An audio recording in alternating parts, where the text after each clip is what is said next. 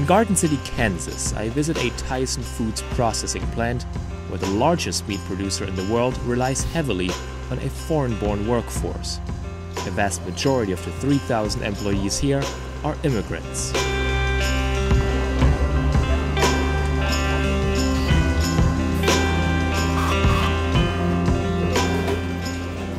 The early waves of Vietnamese and Latino immigrants are now the veteran employees here.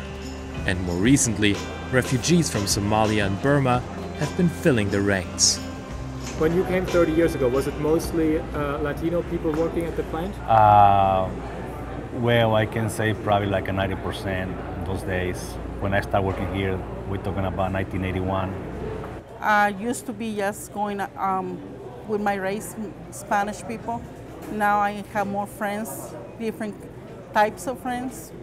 Even if you're on the line working, if you look on the right, there's a different person from another country. So it's kind of interesting to have all the cultures come together. The most important thing is communication. If you can't communicate, you cannot get things accomplished. Especially, teaching them rules, policies, and safeties, and how to get along with other team members. To keep attracting an immigrant workforce, Tyson has created a number of outreach programs.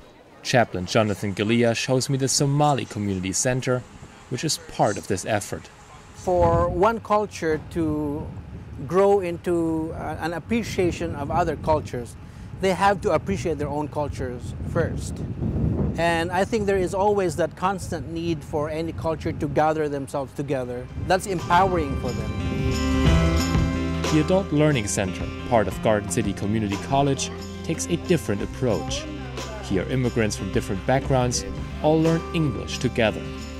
So that is to learn to be, what, secretary or receptionist?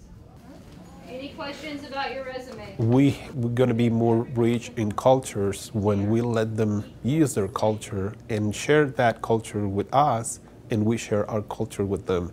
Then that's going to be a win-win situation because we're going to learn how they're living and they're going to learn how we live. If he needs to pay less than 100, then he just needs to come and tell me.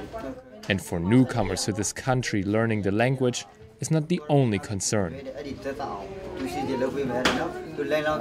Valia Mendoza is the refugee coordinator here. She shows me some of the different immigrant communities in town. Okay, here we're outside of Mary Street, and this apartments here is mainly where our Somali families live. And over there in the red apartments where that car is over by the post office, is Garden Spot Rentals, and that's where we have mainly our Burmese. Ibrahim Mohammed is a refugee from Ethiopia. He moved here 2 weeks ago, hoping like so many to find a job with Tyson. If you don't have jobs, life is very bad, you see. Right. How can you do?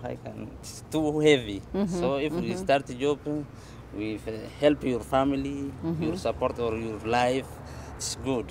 How many people come into your office each day and asking for a job? Oh my goodness, we see about, I want to say about 50 a day. And that sometimes is even more.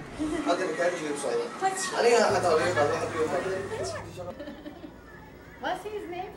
Do you think he's going to have a different upbringing than you?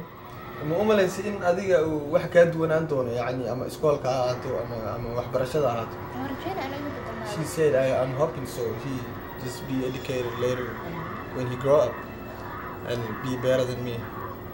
But especially our Somalis help each other a lot. So if they see a friend that just moved in and needs help, they will come in and say, hey, you can come live with me until you get a job, until you get your own apartment. In a town with an ever-changing demographic, the Somalis are now outnumbered by refugees from Burma. He used to work at Tyson and got his finger, had surgery, and now he's having a difficult time getting somewhere else. So we have some of our refugees come into our office that come in and ask specifically for our names, and we'll say, well, if you come straight from Burma, how do you know? Oh, well, my friend emailed me or told me. And so from the camp, they're already knowing to come to Garden City. There's people that will help you, is what they say. That does make me proud. It's a big honor. I leave Garden City with the impression that the promise of jobs can move, form, and reunite communities.